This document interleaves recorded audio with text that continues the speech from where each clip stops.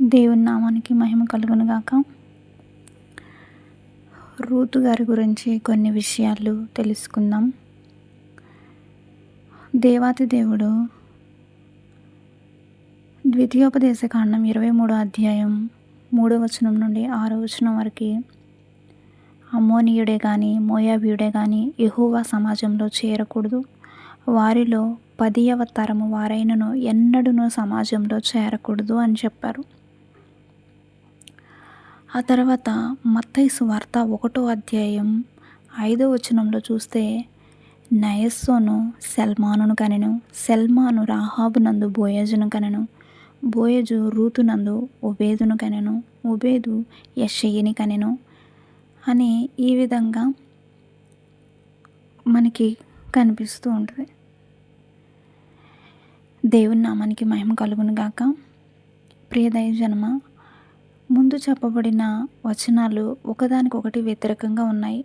ద్వితీయోపదేశకాండం 23వ అధ్యాయం 3వ వచనంలో మోయాబీలు యెహోవా సమాజంలో చేరకూడదు, ఎందుకంటే మొట్టమొదటిగా వారి జననం చాలా అసహ్యమైనది, దేవునికి వ్యతిరేకమైనది. ఆదికాండం 19వ అధ్యాయం 31-38 వచనాల ప్రకారం. రెండవదిగా, ఇజ్రాయేలీలను శపించడానికి సోదెగాడైన ప్రవక్త అయిన బిలామును పిలిపిస్తే దేవుడు శాపాన్ని దీవెనగా మార్చుతారు. తర్వాత బిలాము చేసిన తప్పుడు బోధతో ఇజ్రాయేలీలు పాపము చేసేటట్లు, వ్యభిచారం చేసేటట్లు చేసి ఇశ్రాయేలీల మీద ఉగ్రత వచ్చేలా చేస్తారు మోయాబీలు. అందుకే వీరు సమాజంలో చేరకూడదు అన్నారు దేవుడు. అయితే మత్తయి సువార్త 1వ అధ్యాయం 5వ వచనంలో యేసు ప్రభుల వారి వంశావళిలో బోయజు రూతు ద్వారా ఓబేదును కనెను అని వ్రాయబడినది. ఈ ఓబేదు దావీదు గారి తాతగారు, రూతు మోయాబీయురాలు. మరి మోయాబీలు దేవుని సమాజంలో చేరకూడదు అని ఖండితంగా వ్రాయబడి ఉండగా, ఈమె తిన్నగా యేసయ్య వంశావళిలోనే చేరిపోయిందే. ఇది ఎలా జరిగింది? దేవుడు దీనిని ఎలా అనుమతించారు? దేవుడు మనసు మార్చుకున్నారా, లేదా బోయజు హద్దు మీరాడా? దేవునికి అన్నీ తెలుసు కదా. సమస్తానికి కర్త, కర్మ, క్రియ, కథానాయకుడు, నడిపించేవాడు ఆయనే కదా. మనమందరం ఆయన ప్రణాళికలోనే ఉన్నాం కదా. మరి దీనిని దేవుడు ఎలా అనుమతించారు? రూతు అర్హురాలా? అవును, 100% అర్హురాలు. ఆమె ఎందుకు అర్హురాలో, ఆమె ద్వారా మనం ఏం నేర్చుకోవచ్చో రూతు గ్రంథం ద్వారా పరిశుద్ధాత్ముడు మనతో ఏం చెప్పుచున్నాడో ఇప్పుడు చూద్దాం. రూతు కోసం ధ్యానించాలి, ఆమెను బాగా అర్థం చేసుకోవాలి అంటే తప్పకుండా మనం కొద్దిగానైనా ఆమె గత చరిత్రని తెలుసుకోవాలి. అయితే బైబిల్ గ్రంథంలో అది వ్రాయబడలేదు. కావున మనం చరిత్రను ఎక్కువగా కాకుండా కొద్దిగానైనా తెలుసుకోవాలి. రూతు గ్రంథంలో వ్రాయబడిన మర్మాలు, సత్యాలనే ఎక్కువగా ధ్యానిద్దాం. రూతు యొక్క కాలం సుమారు క్రీస్తుకు పూర్వం 1300 సంవత్సరాలు. అప్పుడు ఇశ్రాయేలీలు దేశాన్ని న్యాయాధిపతులు పాలిస్తున్నారు. రూతు గ్రంథం 1వ అధ్యాయం 1వ వచనం.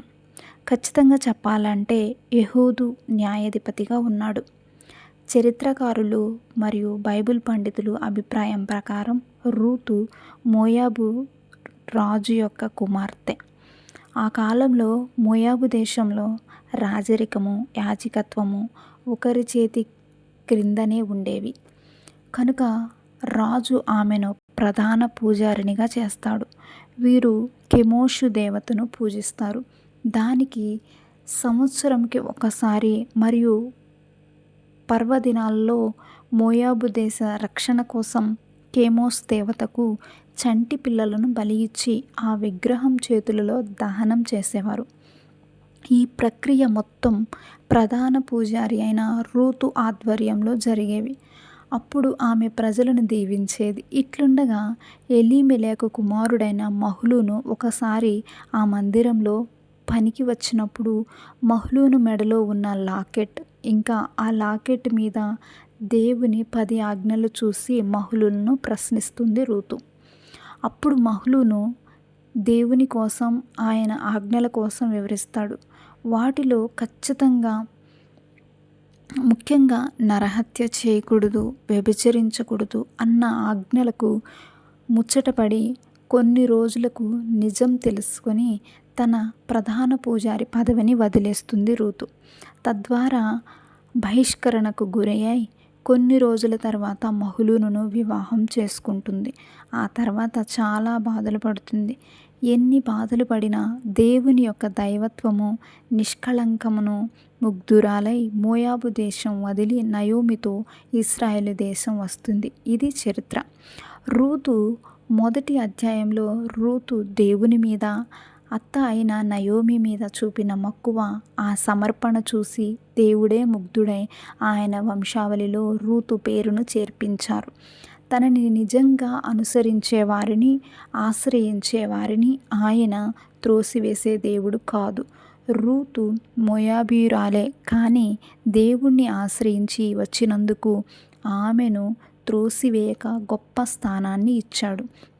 నేడు నీ జాతి ఏదైనా, కులం ఏదైనా, మతం ఏదైనా సరే దేవుడు నిన్ను పిలుస్తున్నారు. అంతటా అందరూ మారు మనసు పొందాలని కోరుకుంటున్నారు. నేడే దేవుని యొద్దకు రా. ఆయన రెక్కల క్రింద ఆశ్రయం పొందు. పాపక్షమాపణ పొందుకొని పరలోకం పొందుకో. దేవుడు ఈ మాటలను దీవించునుగాక. ఆమేన్.